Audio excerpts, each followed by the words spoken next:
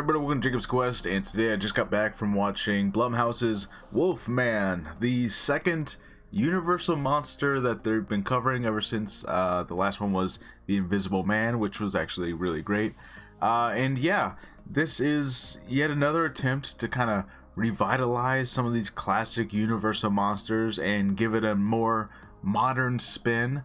And I would say this one is decent, but I have some of my own issues that I don't think everyone's gonna share. They seem to bother me more than anyone else, I think. But we're gonna get into it. So first, I'll say that this one is not covering the traditional story. You know, there's no Lawrence Talbots and all that stuff. If you want a modern version of the original, like, what was it, 1930s Wolfman movie, they did one in 2010 with Benicio del Toro. You can go watch that one. Like, they pretty much remade the original movie with that movie. This one is all new characters, all new, like, stakes, what's going on here. And also, this one is basically transforming kind of like what you think of the Wolfman even is. You know, it's very much North American kind of lore. It's, you know, it's not quite Wendigo thing, but it's almost like a Wendigo lore type thing. And yeah, it does a pretty good job with its character work, in that, you know, you still have this guy who had a complicated relationship with his father, and so he wants to be a better father to his daughter, and he's got like this you know, he hasn't been home in many years, and so he returns home because his father is supposedly dead and he has to take over the estate. And, you know, like, those kind of basic building blocks are very similar to the original story. But everything else about it is different. Basically, this entire film takes place over the course of like one night, seemingly. It's like one night where everything goes horribly wrong. So that's the first thing. The second thing is that we're taking the Wolfman from being this supernatural curse to being, you know, more like a rabies infection. You know, like, he gets scratched and you still become a Wolfman, but, you know, it's more viral. It's more of like this, like, oh, he's starting to slur his speech. He can't understand everything. It's getting to his brain, you know, kind of like rabies would do.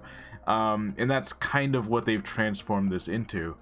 And overall, you know, it kind of hits the beats that you would expect, right? Like, there's the initial Wolfman out there, and he tries to protect his family from that thing, but then he's slowly turning into a Wolfman, and they're having to deal with him, you know, basically over the course of the movie, slowly transform into this monster, until, you know, he becomes the thing that they have to run away from. And, you know, it also still, of course, has all the tragedy that comes with Wolfman, right? Because unlike Invisible Man or Nosferatu, Dracula, and all that, Wolfman is always a tragic figure because he's cursed. He was like a normal guy, you know, even a good guy, who runs into a monster, and then he becomes a monster, and he didn't want to. And, you know, it's sort of a metaphor for, you know, sometimes it's alcoholism, sometimes it's just like the rage of man kind of thing, you know, like, it could be a metaphor for several things. But in this one, it's kind of like, oh, he doesn't want to become angry and lash out like his father did, and so now he literally turns into this monster. And, you know, you get it, you understand where this is going. So they take that interesting angle. I think they dive deep enough into that to where it's like, okay, I get what you're doing. Sometimes it's like really on the nose. I'm like, okay, I understand what this all means, what this is supposed to stand for. I get it. My major issue, in the thing is, like, this might seem like a small thing to some people, but for me, it's kind of like the keystone that holds this whole thing together. Like this is the hinges on the door of this movie for me. It's the creature design. The creature design of the Wolfman. If you don't nail that, then the whole thing kind of falls apart, right? And I don't know, that's just me, but that's how I feel, right? Like some people hated how Nosferatu looked, the new Nosferatu movie. I didn't mind that so much, but some people really hated that, and that kind of became a joke. This one, because they made it more of a viral infection, sort of like a rabies type thing, they sort of blended elements of like, okay, what is a more grounded way that he can transform into a monster creature thing without fully going Wolfman? And that's my big problem here, because they have him lose his hair and he grows, like, his teeth get all jagged, and he starts, you know, his nails and his teeth fall out, and his nails peel off, and he gets, like, you know, more like claw type nails going on, and you're like, okay, they're slowly doing it. But by the end of the movie, he, you know, he still doesn't have full Wolfman face. Specifically the hair, like, he's balding and his face is like, it's all lumpy and weird looking, you know. But if you were to show me this picture of this creature, I would never say that this was Wolfman. I would say this is a goblin, or maybe like some kind of new spin on Golem from Lord of the Rings or something. Like, this is just a creature. It just looks like a monster. It doesn't look like, you know, Wolfman with the hair on his face. It's kind of a pivotal point to the whole thing that you're doing here. So I don't know, for me, that's really the disappointing thing. And in the marketing lead up to this movie, they hid what he looks like, you know, which naturally you would do. It's a monster movie, it's a horror movie, and that's like part of the appeal. You're like, oh, what's the thing look like? And the movie builds a lot of suspense to the big reveal, and you're like, okay, pretty cool. You know, it's working. You know, you got the Jaws effect of, like, you don't know what the creature looks like, so your imagination of it is even scarier.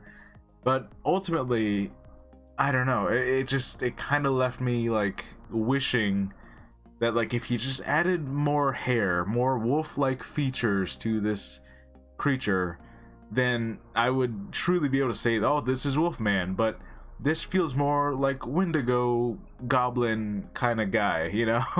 Yeah, and actually, it kind of reminds me a lot of, if you remember, The Amazing Spider-Man 2. They did the Green Goblin transformation, where his face is all messed up and his teeth are all gross. That's kind of what this looks like. You know, his hair's all patchy and falling out. That's more of what you got here. Not really a Wolfman. So, I don't know. That's really my only major complaint with this, is like, man, you could make the exact same movie and just change the design, and it would go up several points in my book.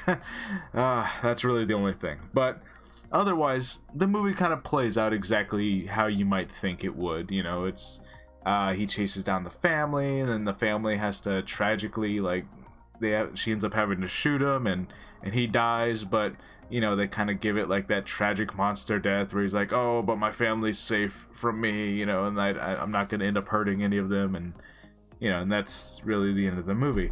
The other thing is, because they made this more viral and less supernatural, the moon and silver and, like, none of those things are in this movie at all.